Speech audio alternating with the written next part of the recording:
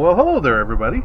This is Steve, your everyday guy here, and today in this video we're going to do a little bit of a repair to my Buick.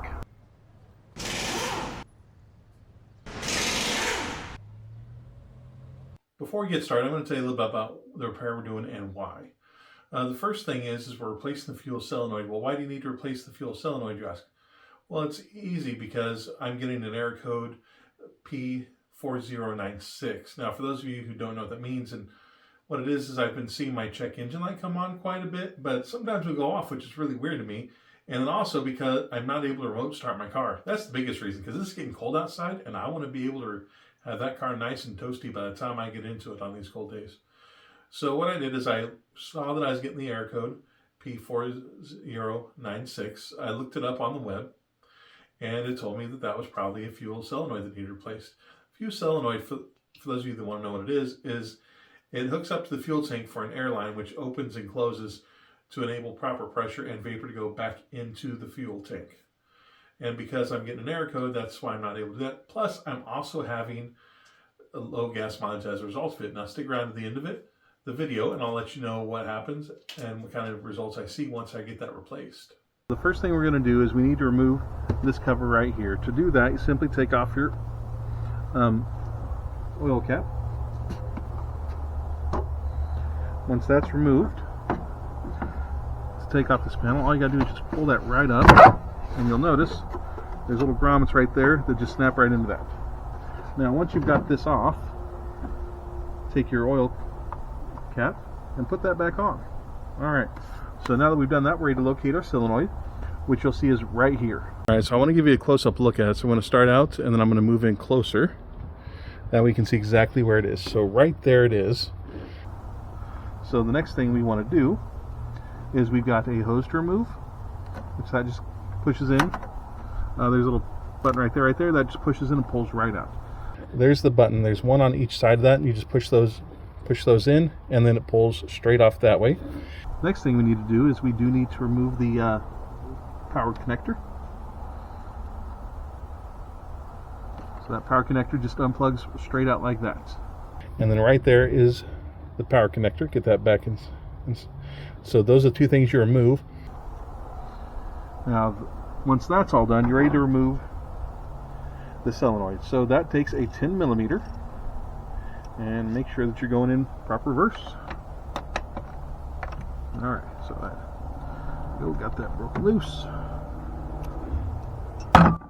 Thank you for watching this far into the video. If you're finding this helpful, please hit that like button. And also, if you haven't subscribed, don't forget that subscribe button so you get notified when new content comes out. And as always, I love to hear your comments, so please leave those below as well. And this actually bolts right onto it, onto the manifold itself.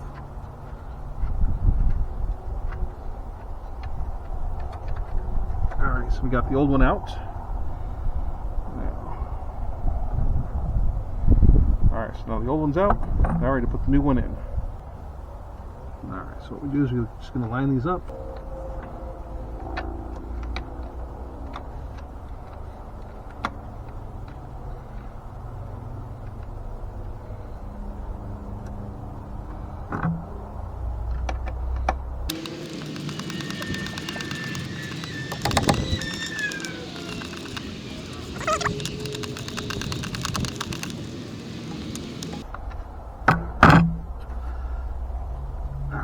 Make sure that's properly seated on there,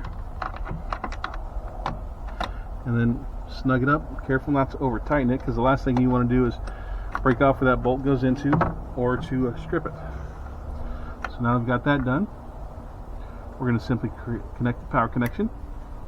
We're going to take the vent hose, plug that right back in there. So now we've got that all connected. What we're going to do is we're going to start it up to make sure it starts properly.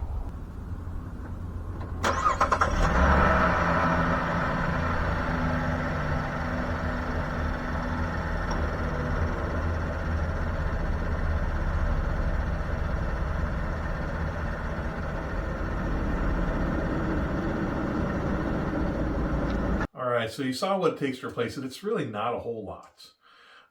My mechanic said that he could do it for about $100, $150, which honestly, that's actually a really good price for it, including the part. You can see it didn't take long.